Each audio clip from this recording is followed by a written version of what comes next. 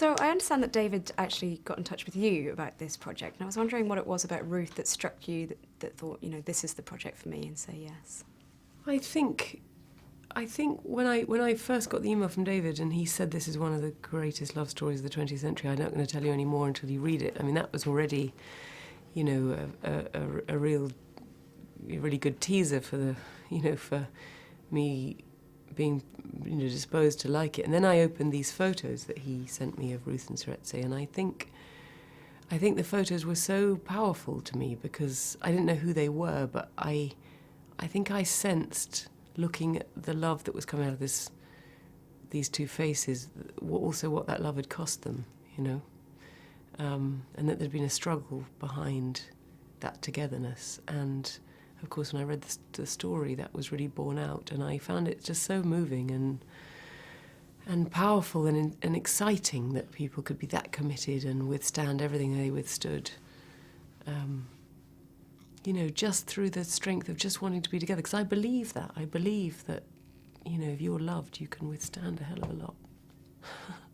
And what struck me about Ruth was the strength and integrity to do what was right in every situation, that obviously wasn't even influenced by her upbringing. What do you think drove her to make the decisions and stick with the decisions that she did?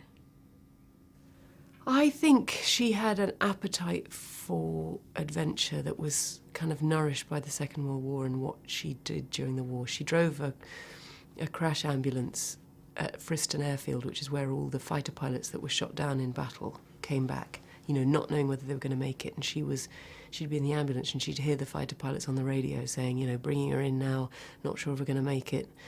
And her heart would be in her mouth, and she'd be listening to that. And then, you're living on the kind of front line of life and death. And I think it made her, realise that there's kind of no time to waste and that there's no point in hesitating. It's one thing or the other. It's black and white. It's life and death. And I believe, that's not borne out by anything she said. That's my interpretation and how I took her. And there was going to be no room for doubt. And she eradicated Seretse's doubts. She was the one, and is the one in the film. She's saying, don't take me this far to tell me that you have fears. We're no time for, we're beyond that now. This is it, we're going for this. And I believe her, that's what she was absolute. Once she made a decision, she was absolute.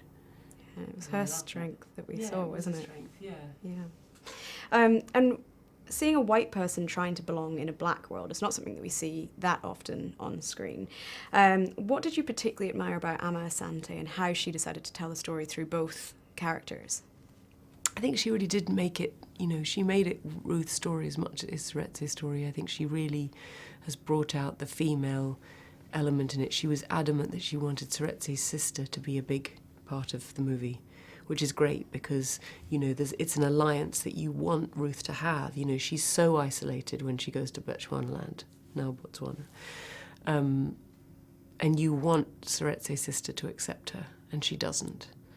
And then when that finally breaks, it's a great sort of victory for Ruth, but also, you see the potential for what their future can be. And I think Amma was just, she was always really open with her own experiences. Her husband's Danish, and, she's been brought up in London, and she says, I could never do what Ruth did. She probably said that to you.